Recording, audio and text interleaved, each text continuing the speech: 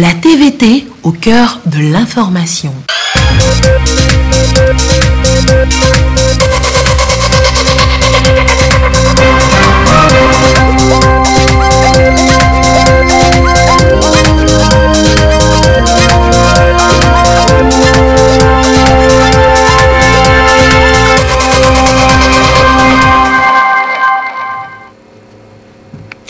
Merci de votre fidélité à la télévision togolaise. Il est l'heure du journal dont voici les grandes articulations. La sécurité dans la zone ouest africaine préoccupe tous les dirigeants et pour plus de sûreté, il faut une synergie d'action. Raison de la rencontre des ministres de la sécurité ce matin à Lomé. Le Fonds mondial soutient le Togo dans la lutte contre le sida, le paludisme et la tuberculose. Ce matin, une stratégie est en cours d'élaboration pour une lutte efficace contre ces pathologies pour les 2 prochaines années. Et puis, la jeunesse du parti Union pour la République s'est retrouvée cet après-midi à Lomé pour échanger sur les valeurs de paix et de cohésion nationale, valeurs indispensables au développement du pays et donc à l'épanouissement des jeunes. Voilà pour les titres. Une fois encore, bonsoir. Plus aucun pays de la sous-région ouest-africaine ne semble être à l'abri. Attentats, insécurité transfrontalière portent atteinte à la stabilité dans les pays. Le Bénin, la Côte d'Ivoire, le Ghana, le Burkina Faso et le Togo mettent donc en synergie leurs efforts pour mieux sécuriser la sous-région. Après les experts hier, les ministres de ces pays se sont réunis à cet effet ce matin à Lomé. Le compte rendu avec Esther Laclé et Arnaud Kilio. L'Afrique, toujours en proie à l'insécurité avec des attaques terroristes de tout genre. La dernière en date s'est déroulée le 29 janvier dernier au Burkina Faso. Pour venir à bout de ces actes criminels, les blocs se forment comme celui de l'initiative d'Accra entre le Ghana, le Burkina Faso, le Bénin, la Côte d'Ivoire et le Togo. À la deuxième réunion des ministres en charge de la sécurité, les experts ont fait le bilan des activités de la mise en œuvre des recommandations issues de cet accord. Il était aussi question de définir des mécanismes de coopération plus efficaces pour rendre leurs forces de sécurité plus opérationnelles. Nous sommes heureux de constater qu'aujourd'hui les services se rencontrent régulièrement, se parlent, échangent des informations, tout ce qui intéresse la sécurité des biens et des personnes dans notre sous-région. Qu'il s'agisse du terrorisme, de la cybercriminalité, qu'il s'agisse de certains fléaux comme le trafic de drogue, le trafic des êtres humains, et tous les sujets qui permettent d'assurer la tranquillité et la sécurité des populations sont abordés au cours de ces différents échanges. Il urge donc pour les États de mutualiser leurs efforts pour anticiper sur d'éventuelles crises ou actes de criminalité.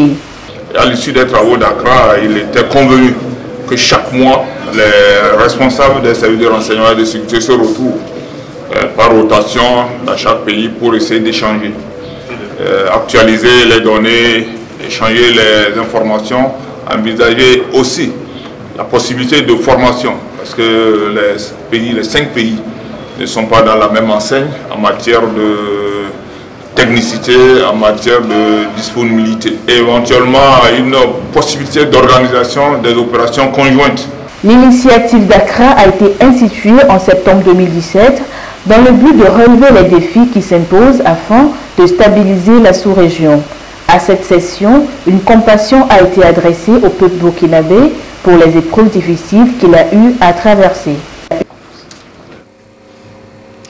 Le Fonds mondial pour la lutte contre le paludisme, la tuberculose et le sida a accordé au Togo une aide de 38 milliards de francs CFA pour les 2 prochaines années. Une aide record qui permettra de combattre plus efficacement ces 3 pathologies. Et ce matin, une réunion se tient pour l'élaboration d'un plan de gestion des risques pour la période 2018-2020. Les précisions avec Sandra Aziagbe et Nathalie Panegué. C'est officiel. Démarré le 1er janvier 2018, les subventions du Fonds mondial au Togo sont lancées. Elles ciblent le VIH-Sida, la tuberculose et le paludisme, 3 fléaux de santé publique. Une cérémonie couplée de l'ouverture des travaux devant aboutir à l'élaboration d'un plan de gestion des risques et mesures d'atténuation sur la période 2018-2020. Il y a des risques liés à l'atteinte des résultats, il y a des risques liés à la gestion des subventions, il y a toutes sortes de risques. Et l'atelier qui nous réunit aujourd'hui, c'est d'avoir une discussion avec l'ensemble des partenaires pour anticiper sur ces risques, essayer de les identifier, ensemble apporter ou proposer des solutions. Et nous allons continuer à être à côté du gouvernement et des programmes pour renforcer leurs capacités en fonction des recommandations qui seront faites de l'analyse de ces risques. Depuis 2002, le Togo bénéficie d'importants financements du Fonds mondial dans le domaine de la santé. Après donc plus de 15 ans d'expérience de mise en œuvre, la problématique devrait changer selon le ministre Kossi Asimaïdou. Si hier, nous nous posions des questions sur l'amélioration du taux d'absorption des ressources mises à notre disposition, aujourd'hui, nous changeons de paradigme et nous nous interrogeons sur les risques liés à l'environnement des structures de mise en œuvre des subventions dans la perspective d'une plus grande efficacité. Ainsi, je voudrais rappeler à votre attention qu'il n'y a pas de risque zéro et que tous les risques doivent être révélés, analysés et pris en compte. 37 milliards de francs CFA, c'est le montant que le Fonds mondial met donc à la disposition des malades dans le cadre de ses subventions au Togo. Le VIH-Sida, le paludisme et la tuberculose, véritables fléaux de santé publique, ont suscité des mesures et des interventions érigées en priorité dans notre plan national de développement sanitaire 2017-2022. Parfaite illustration de la vision politique du chef de l'État, constamment préoccupé par le souci de débarrasser chaque Togolais des contingences immédiates afin de lui permettre de s'élever et de se comporter en être pensant. Le deuxième axe de notre plan s'est fixé comme objectif de réduire la prévalence du VIH chez les 15 à 49 ans de 2,5 à 1,8%, l'incidence du paludisme de 161 à 40 pour 1000 et celle de la tuberculose de 58 à 23 pour 1000. Cette rencontre permettra à tous les acteurs impliqués dans la lutte d'avoir une compréhension commune des risques inhérents à la mise en œuvre de ce programme et de déterminer les stratégies pour les amoindrir grâce au plan de gestion des risques et d'atténuation qui sera issu des travaux. Et depuis 16 ans déjà, l'organisme de coordination nationale des projets, CCM Togo, mobilise des ressources auprès du Fonds mondial pour venir à bout de ces pathologies, le sida, la tuberculose et le paludisme. À travers son dynamisme, ce bureau reçoit des subventions auprès du Fonds mondial. Nous vous faisons découvrir ce soir le rôle du CCM et l'impact des différents projets financés par le Fonds mondial dans notre pays. Et c'est un dossier signé Sandra Aziagbe et Nathalie Paneke. Country Coordinating Mechanism, CCM. Entendez, organisme de coordination nationale des projets. C'est ici le CCM Togo, une structure de 22 membres dont la mission depuis sa création en 2002 est de mobiliser les fonds auprès des partenaires. Grâce à son engagement, le Togo est aujourd'hui à sa 16e subvention du Fonds mondial dont la dernière signature remonte au 30 novembre 2017. C'est une instance composée de 3 secteurs, le gouvernement, la société civile et les partenaires techniques et financiers.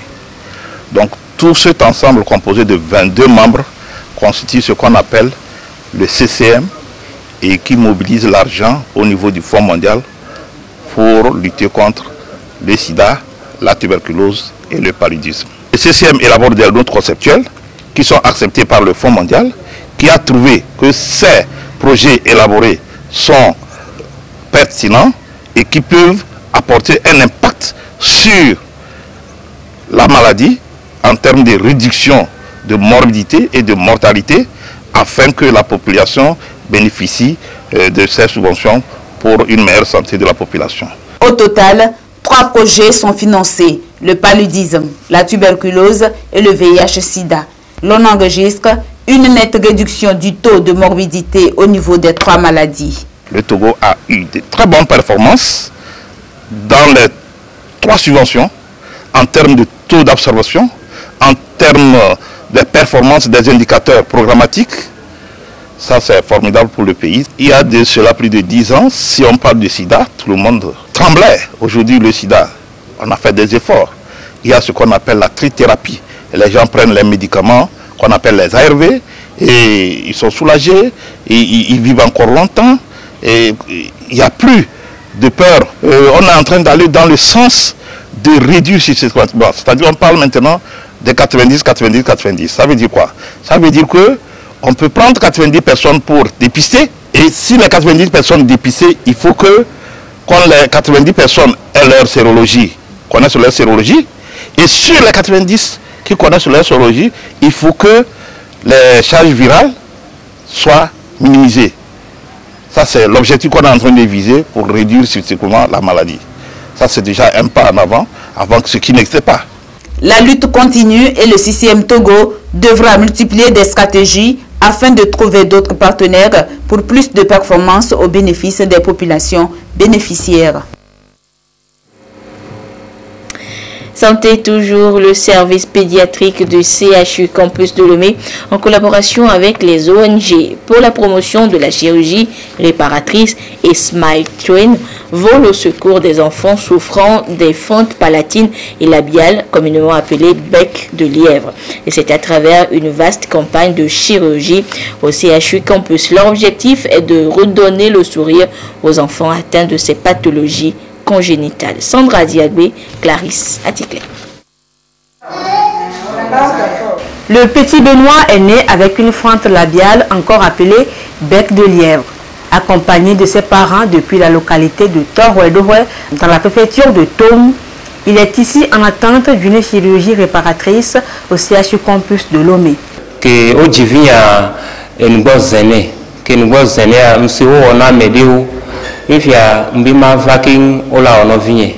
Mon enfant est né avec une fente labiale. J'ai entendu qu'il y a une opération gratuite et je suis venu avec lui. Je remercie beaucoup les initiateurs pour ce geste.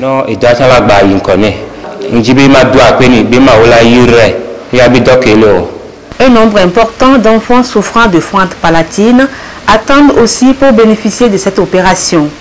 C'est une campagne de chirurgie gratuite des fentes labiopalatines portée par le service de chirurgie pédiatrique du CHU Campus. Il est soutenu par les ONG américaines pour la promotion de la chirurgie réparatrice PPCR et Smile Train en vue de corriger ces pathologies chez ces enfants souvent marginalisés. Nous nous sommes organisés avec nos partenaires pour voir dans quelle mesure on pourra prendre en charge ces malformations chez les enfants sans que ce ne soit une charge trop importante pour la famille. À partir de ce matin, il y a 20 enfants qui sont problèmes jusqu'à vendredi. Puis la semaine prochaine, ceux qui n'ont pas été opérés vont continuer à les opérer. Et après, on va continuer comme on faisait avant. On prend en charge des enfants venant de partout, de Lomé jusqu'à Dapaon. Il y a plein d'enfants qui sont venus de Dapaon, d'autres qui sont venus de Sokoré, de Kara et même du Bénin. Les fentes labiopalatines sont des anomalies congénitales dont les causes sont méconnues. L'échographie permet de les détecter pendant la grossesse pour ensuite les corriger par la chirurgie à la naissance. L'opération de chirurgie gratuite qui a démarré ce lundi 29 janvier se poursuivra dans les prochains jours. Autre sujet, la cellule du climat des affaires a officiellement lancé ses activités depuis hier à Lomé. Un lancement marqué par une rencontre des membres du gouvernement, des acteurs du secteur privé et des partenaires techniques pour ensemble aboutir à la validation du plan d'action pour l'amélioration du climat des affaires dans notre pays. Et la création de la cellule climat des affaires, justement, va accélérer la réalisation de plusieurs réformes qui auront pour corollaire l'amélioration de l'environnement économique pour créer de la richesse et générer des emplois. Ces réformes sont contenues dans 5 actions prioritaires urgentes. Elles tiennent compte de la loi de finances gestion 2018. Quelles sont donc ces actions urgentes et en quoi elles peuvent stimuler la croissance économique? La cellule du climat des affaires et ses actions, c'est dans ce dossier de Augustin Kossi. Les normes introduites dans l'assainissement de l'environnement économique au Togo ont été confortées par la création de la cellule climat des affaires. Elles sont soutenues par la loi de finances gestion 2018. Elles offrent de nouvelles mesures en faveur des promoteurs d'entreprises. Ces mesures sont déclinées en des actions urgentes pour rendre l'environnement économique plus attractif. L'ambition, assurer la facilité des affaires aux opérateurs économiques. Il s'agit de la réduction des coûts et délais de la création d'entreprises, la facilitation pour l'obtention du permis de construire, ainsi que le temps de raccordement à l'électricité. Au niveau du raccordement à l'électricité, il y a deux mesures urgentes qui sont prises et sur lesquelles nous travaillons sérieusement. D'abord, il y a le délai de raccordement. Pour le délai de raccordement, un guichet unique est créé au niveau de la CET pour que lorsque quelqu'un demande l'accès à l'électricité, qu'il n'aille pas à plusieurs endroits. Il passe en un seul endroit, il fait la demande et c'est à partir de cet endroit-là qu'il viendra pour le paiement, pour tout ce qui est démarche relative à son abonnement. Et donc, à ce niveau, beaucoup d'actions ont été menées pour que la réduction au niveau du temps de raccordement soit substantiellement perçue. Le deuxième point sur lequel nous travaillons, c'est le coût de raccordement. À ce niveau, une décision est prise au niveau des autorités de la CET pour réduire de 30% le coût de raccordement. En dehors de la réduction de ce coût de raccordement, nous avons également travaillé sur la facilité de paiement. Donc, dès que le devis est établi et que ce coût et que la réduction de 30% est affectée, le coût que le client devait payer peut également être étalé sur 6 mois. Donc le client peut payer progressivement pendant 6 mois. Donc ça ne veut pas dire que c'est au bout de 6 mois qu'on va le raccorder. Mais dès qu'il paye la première tranche, le raccordement est fait. Les 5 autres tranches sont payées après. Donc la mise en œuvre est déjà effective. Ce chemin de l'attractivité économique au Togo requiert aussi la réduction des droits d'enregistrement relatifs au transfert de propriété, la protection des investisseurs minoritaires et l'exécution des contrats. Nous avons procédé la dernière fois à la mise en place d'une chambre commerciale chargée du jugement des petites créances, ce qui est une exigence de la Banque mondiale. Nous avons également fait un effort pour séparer le greffe commercial du greffe civil comme ça existait avant. Et au niveau de la cour d'appel, il y a eu une séparation des chambres commerciales des chambres civiles. Aujourd'hui, si vous allez à la cour d'appel, les chambres commerciales sont autonomes. Donc des efforts sont faits, un effort reste à faire et ce sera l'automatisation complète des chaînes commerciales. L'automatisation, ça voudra dire qu'il y aura une dématérialisation des procédures. Ça veut dire que l'avocat, une partie peut de sa maison envoyer une requête par mail et le juge lui répond. Il y aura des échanges d'écriture, de conclusion. Peut-être c'est à la phase de plaidoirie que les parties ou les avocats seront là pour développer leurs affaires. Donc ça nécessite la mise en place de la loi et sur la sécurité et des transactions en matière électronique. Nous sommes aussi en train de mettre en place les tribunaux commerciaux. Et je crois que dans les jours à venir ou bien dans les mois à venir, si tout va bien, c'est une loi qui sera adoptée qui va encore révolutionner le fonctionnement des chambres commerciales. Donc un tribunal commercial à part juste pour régler les affaires, les contentieux en matière commerciale. À cela s'ajoute le renforcement du partenariat public et privé, l'amélioration des infrastructures et la réduction du niveau de la corruption. Une panoplie d'actions à mener en vue d'insuffler une nouvelle dynamique au secteur des affaires au Togo. Hier s'est ouverte à Lomé une rencontre entre les acteurs impliqués dans l'exploitation du système lagunaire togolais. Il s'agit pour eux de trouver ensemble des solutions aux différents maux qui minent la gestion durable de l'écosystème lagunaire. Les précisions avec Ramdan Massina. Les espèces animales et végétales du système lagunaire togolais deviennent de plus en plus rares et avec ces disparitions suivent des conséquences économiques et sanitaires graves. Les dispositions mises en place par le gouvernement pour juguler le phénomène nécessitent une remobilisation des acteurs impliqués. La stratégie trouvée est le zonage, une gestion basée sur la définition de nouvelles règles pour une utilisation planifiée de l'écosystème lagunaire. Ce que nous disons aujourd'hui, c'est de dire telle zone, c'est de dédier des zones à des actions. Donc c'est de poser, de mettre ensemble les actions et leur gestion. Donc si on définit cette zone-là pour qu'on puisse dire quelle activité on va mener dans telle zone et comment nous allons nous y prendre pour contrôler la réalisation, l'effectivité de cette action. C'est ça qu'on appelle le zonage de l'utilisation d'un espace. Protéger l'écosystème et surtout trouver le juste équilibre pour un renouvellement des espèces animales et végétales. Voilà l'enjeu de cette rencontre qui mobilise comités villageois, organisations gouvernementales et non gouvernementales. Autour du lac Togo, il y a plusieurs acteurs. Et donc le processus de zonage devient beaucoup plus compliqué quand nous sommes dans un système aquatique qui est différent qu'un système forestier. Donc, comment concilier l'intérêt de tous ces acteurs dans un écosystème où les intérêts sont divergents? C'est le cadre même de cet atelier. À l'issue de ces échanges organisés par la GIZ et le gouvernement, la signature de conventions locales sera nécessaire pour un engagement fort en faveur d'une gestion durable du système lagunaire. Et les acteurs du secteur de l'environnement, notamment des experts, se sont eux retrouvés du côté d'Atakwame pour échanger sur le document de mise en œuvre du projet d'appui à la valorisation et à la modernisation des filières des produits forestiers non ligneux. Ce sont ces biens d'origine biologique autres que le bois. Une manière de soutenir cette filière à travers une meilleure politique d'organisation dans l'exploitation de ces produits pour booster le développement économique du pays. Silver Adou.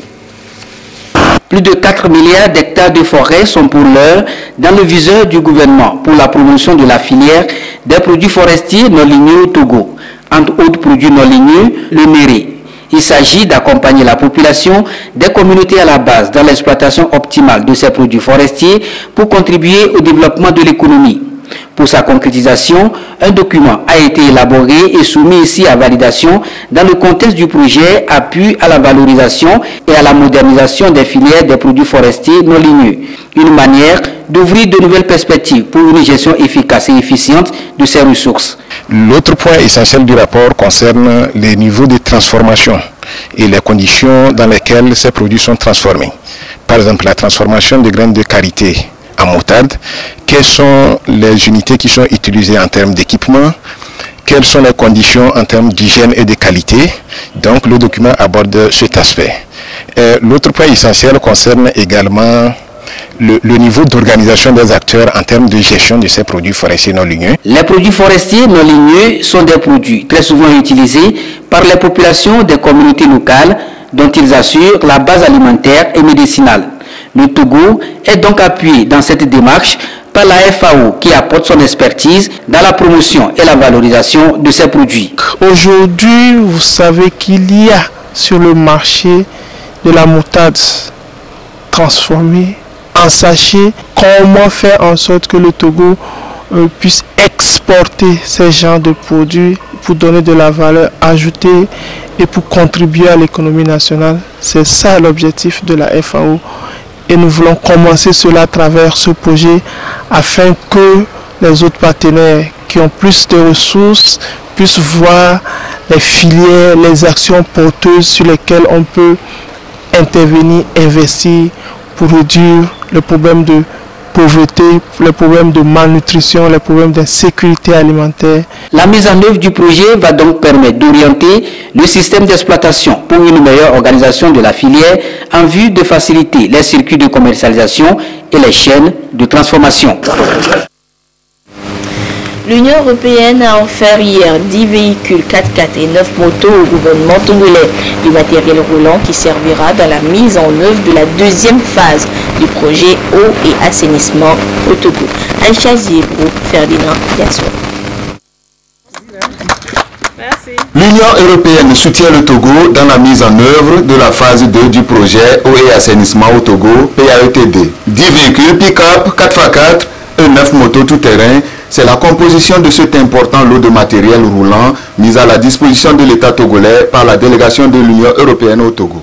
Des équipements qui permettront aux mairies de Tchévié, de Sokodé et de Kara, ainsi qu'à la Société du patrimoine de l'eau et assainissement en milieu urbain et semi-urbain SPO et à la Togolaise des eaux TDE d'assurer avec efficacité le suivi de la mise en œuvre du dit projet. J'espère que ce processus pourra fournir aux mairies concernées les moyens essentiels pour garantir une utilisation optimale des infrastructures que l'Union européenne financera sur le long terme. Je suis heureuse de voir que ce partenariat commence à porter ses fruits, car par exemple le centre d'enfouissement technique de Lomé est entré dans sa phase d'exploitation. Ce projet se veut un appui ponctuel qui pourra avoir un impact durable sur les conditions de vie des populations bénéficiaires seulement s'il est accompagné par des réformes sectorielles nécessaires. Le ministre en charge de la planification du développement a salué au nom du gouvernement cet appui de l'Union européenne qui vient renforcer la politique du Togo en matière de l'eau et de l'assainissement. Ce projet eau-assainissement nous permet de mettre de l'eau potable à la disposition de nos populations. Et nous sommes grés à l'Union européenne d'avoir accepté de renforcer les capacités de gestion de nos communes. Nous prenons l'engagement au nom des bénéficiaires de faire un bon usage de ce matériel. Et nous prenons l'engagement au nom du gouvernement togolais aussi de prévoir des ressources pour la maintenance. Et nous voudrions assurer, Madame l'ambassadeur, de l'engagement du gouvernement togolais de faire en sorte que la coopération entre l'Union européenne et le Togo se renforce davantage. La phase 2 du projet eau et assainissement au Togo consiste à réaliser des adductions d'eau potable, à construire des infrastructures d'assainissement domestique et à mettre en place des procédés de gestion des déchets solides dans les localités concernées. D'un montant total de 38 millions d'euros, soit près de 24,9 milliards de francs CFA, le PAET 2 fait suite au PAET 1 actuellement en cours d'exécution à Atakpamé et à Dapan.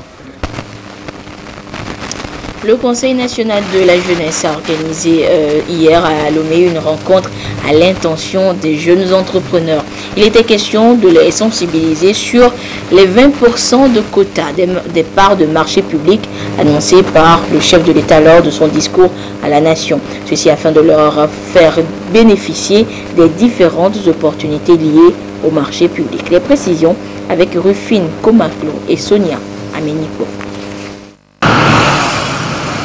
Dans son message à la nation le 3 janvier dernier, le chef de l'État avait annoncé un quota de 20% des parts de marché public qui sera attribué aux jeunes entrepreneurs et aux femmes.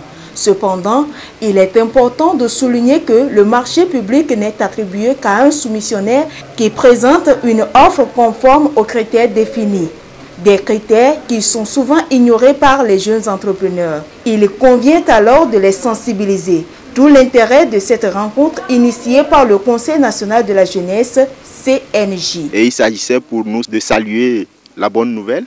Pour nous, c'est d'abord les défis de formalisation des entreprises. L'autre défi à relever aussi, c'est les défis de soumission de dossiers viables. Le troisième défi à relever par les jeunes, c'est la prestation de qualité, puisqu'il s'agira d'être évalué à la fin du rendement, de la rentabilité et surtout de l'apport que la jeunesse, les jeunes entrepreneurs auront à fournir au pays. Les opportunités offertes par les marchés publics et les défis à relever par les jeunes entrepreneurs seront au menu du programme de cette journée. Au terme de la rencontre, les recommandations seront soumises aux responsables des marchés publics. Du 2 au 3 février prochain s'ouvrira à Lomé le premier salon du transport et de la logistique, une initiative des étudiants en année de licence option transport et logistique à l'École supérieure de gestion d'informatique et des sciences SGIS. Les précisions avec Rufine Komaklo et Nathalie Wanege. Dans un esprit d'unité et de solidarité, les hommes et femmes du grand mouvement international Lions Club s'attellent à la tâche essentielle, celle de venir en aide aux personnes vulnérables. Représentées dans 207 pays à travers le monde, avec 1,35 milliard de membres, cette ONG est présente sur tous les continents. Et pour mieux orienter leurs actions en faveur des populations démunies et répondre aux objectifs de l'organisation, les Lions de la région Afrique tiennent leur 23e Assemblée générale annuelle à Lomé. Nous avons réussi à ramener cette conférence à Lomé, sans doute par rapport au niveau d'engagement des Lions du Togo, mais certainement par rapport à ces infrastructures qui ont été rénovées dans le pays et qui permettent de nouveau d'accueillir des événements de grande envergure. Nous venons de célébrer les 100 ans de l'association le mois de juillet dernier à Chicago. Et au cours de cette réunion à Chicago, nous avons pris un certain nombre de résolutions. Nous aurons à examiner comment le continent africain peut s'inscrire dans le cadre des nouveaux objectifs que nous avons eu à décider et à retenir à la Convention de Chicago. Dans le cadre de ces objectifs-là, notre association a décidé d'impacter par an la vie de 200 millions de personnes. Et notre association a décidé aussi de faire en sorte que d'ici l'an 2020, que nous puissions donner une opportunité de formation à plus de 500 000 lions. À travers donc ces actions, l'association de clubs Service Lions International entend impacter davantage la société locale et mondiale dans le domaine humanitaire. Et pour y parvenir, elle a défini 5 axes stratégiques d'action. Nous luttons contre la faim, nous œuvrons pour la sauvegarde de la vue, nous luttons pour la préservation de l'environnement. Nous venons d'ajouter 2 causes majeures à notre activité. Nous allons nous intéresser au cancer infantile qui est très méconnu et nous pensons insuffisamment pris en charge. Et nous allons également nous intéresser au diabète qui est devenu notre nouvelle cause globale. Nous avons contribué à mettre en place un dispensaire à Passiné.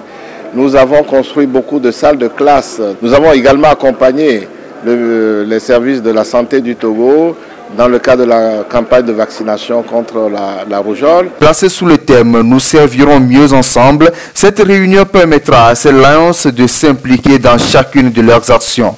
Présent depuis 1960 au Togo, Lions Club International compte 450 membres dans 19 clubs sur l'ensemble du territoire national. Et vous l'aurez donc compris, vous venez plutôt de suivre l'ouverture de la 23e Assemblée Générale Annuelle de l'ONG Lions Club International Région Afrique. Une rencontre qui se tient donc de ce mercredi jusqu'au 3 février prochain dans notre capitale.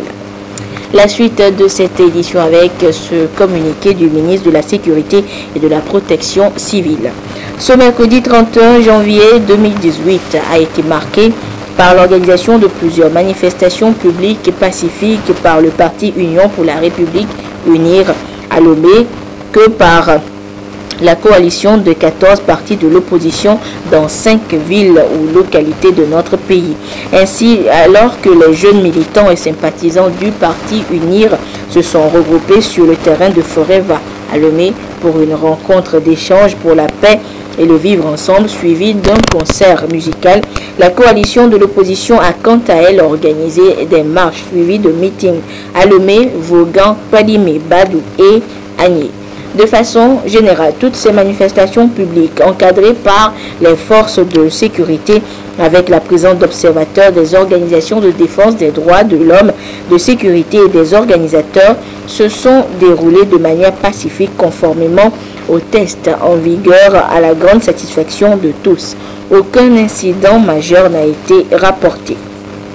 Le ministre de la Sécurité et de la Protection civile félicite et remercie au nom du gouvernement tous les acteurs impliqués dans l'organisation et la gestion de ces manifestations, aussi bien pour les efforts consentis qui ont permis à ces manifestations de se dérouler dans le calme que pour leur sens élevé du devoir et de responsabilité pour préserver la paix et la quiétude dans notre pays. En outre, il invite ces acteurs à poursuivre la collaboration, la tolérance et la confiance affichées ces derniers temps dans la gestion des manifestations de rue afin de garantir le libre exercice des libertés publiques dans le respect des lois de la République et droits de tous les citoyens. Et parlons justement de ces manifestations, le mouvement des jeunes pour unir a réuni ce mercredi donc sur le terrain de Forever à Lomé les jeunes du parti pour une rencontre d'échange et de partage sur les valeurs de paix et de concorde nationale. Un appel à cet appel, donc, plusieurs jeunes de la formation politique venus de divers horizons se sont retrouvés pour marquer leur adhésion à la vision de paix et de réconciliation du chef de l'État, président du Parti Unir. Le compte rendu de cette rencontre avec Sergine Raimondo et Augustin Kossi.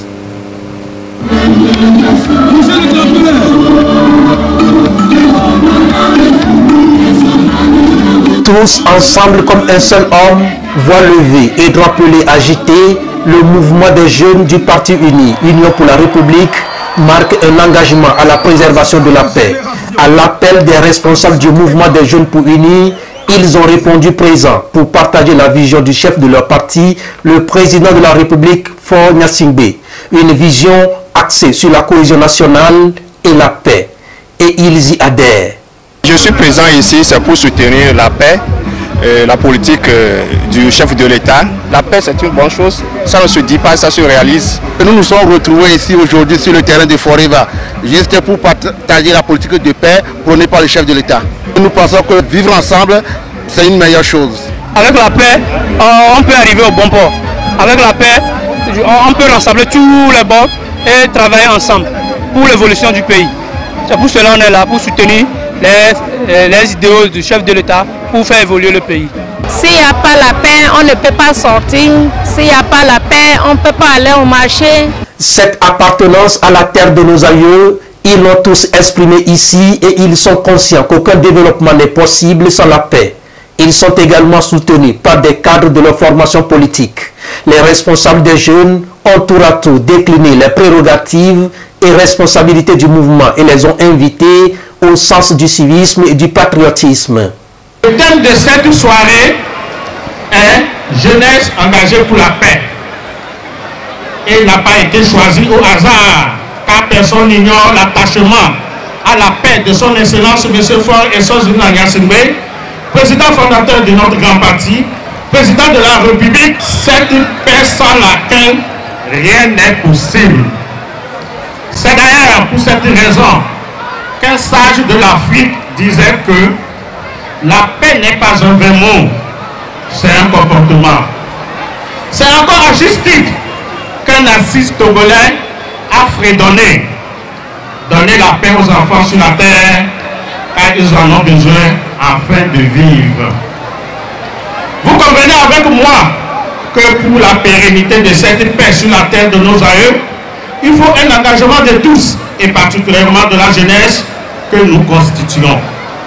À cette rencontre avec les jeunes, les cadres et des délégués des autres mouvements du Parti Uni ont honoré de leur présence. Une présence vivement saluée par le délégué national du mouvement des jeunes pour unir. Qu'en toute chose, comme le chef de l'État nous l'a demandé, nous devons donner le meilleur de nous-mêmes. Le Togo mérite que nous lui donnons le meilleur de nous-mêmes. Le chef de l'État, pour sa part, s'est engagé à vous entendre, à être celui qui répond à vos préoccupations au quotidien. Il a commencé en donnant 20% des marchés publics aux entrepreneurs jeunes. Donc, qu'est-ce qu'on peut demander de plus que cela? Je vous demande de vous mettre au travail et de vous engager à ses côtés. Il a aussi promis de discuter et d'échanger avec toute la jeunesse.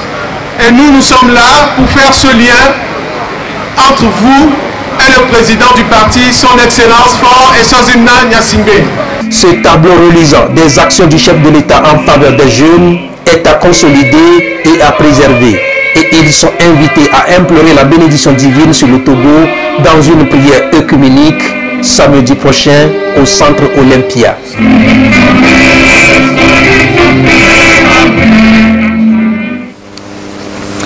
Augustin Kossi l'a donc dit, les manifestations se poursuivent donc samedi 3 février 2018 à 14h sur l'esplanade du canal Olympia ancien cinéma Le Togo. Une prière œcuménique des femmes togolaises pour la paix sera organisée. Le parti uni rappelle tous les Togolais, quelle que soit leur appartenance religieuse ou politique, à aller louer le Seigneur et lui confier notre cher pays, le Togo. La Fédération des organisations associatives pour le développement durable qui intègre les peuples a tenu à Lomé sa première convention. Une rencontre qui a réuni les différents délégués et acteurs du système de l'entreprise sociale du marché commun. Les précisions avec Kwasi Glé et Yata Aratem. Face au problème du bien-être des populations, conformément aux 17 objectifs de développement durable ODD, la FOADIP, Fédération des organisations associatives pour le développement qui intègre le peuple, apporte sa contribution dans toutes les initiatives qui mettent en relief toute action de développement. ESMC, qui a dans ses activités l'organisation des activités commerciales suivant son modèle économique, a vu que la production commune est le moyen le plus efficace par lequel on pourrait atteindre les 17 objectifs de développement durable depuis les communautés pour le bien-être de tous. ESMC a initié avec tous les utilisateurs de la plateforme ce qu'on appelle la FOADIP pour leur permettre de chapeauter la production commune. À l'issue de cette rencontre, un bureau national de 13 membres a été mis sur pied pour coordonner les actions de cette organisation en synergie avec les bureaux au niveau cantonal, préfectoral et régional. La plateforme ECMC d'entreprise sociale de marché commun et le logiciel qui sont déjà mis en place, il fallait bien qu'il y ait un organe de gestion. Donc le modèle qui est pris, c'est la fédération des associations, notamment la chambre du commerce, et la chambre des métiers, la chambre d'agriculture et puis les deux fêtières. Donc il fallait bien qu'on puisse mettre en place une organisation un peu comme le conseil d'administration pour justement mettre maintenant en rail la production commune. La FOADIP est chargée de la mobilisation de toutes les forces productives des communautés locales pour la production commune au moyen de la plateforme entreprise sociale du marché commun ESMC. Le gouvernement rappelle à la population togolaise que la traditionnelle opération Togo propre des premiers samedis du mois aura lieu ce samedi 3 février 2018 de 6h à 8h sur l'ensemble du territoire national. Il invite à cet effet les habitants des quartiers, des villes et campagnes, les chefs des services administratifs, les responsables des sociétés publiques, parapubliques et privées, les autorités municipales, traditionnelles et religieuses, les comités de développement des quartiers, les associations et organisations de défense de l'environnement et de promotion du civisme et de la citoyenneté à se mobiliser pour le succès de cette opération.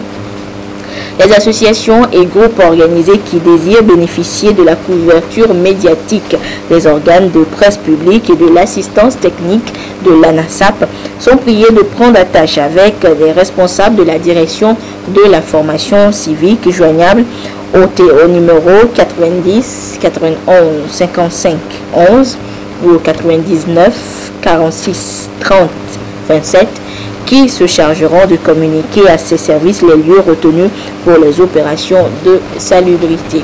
Et c'est sur ce communiqué du gouvernement que se referme cette édition, quelque peu longue, actualité oblige. Merci de votre fidélité à la télévision togolaise. Excellente suite de nos programmes. Au revoir.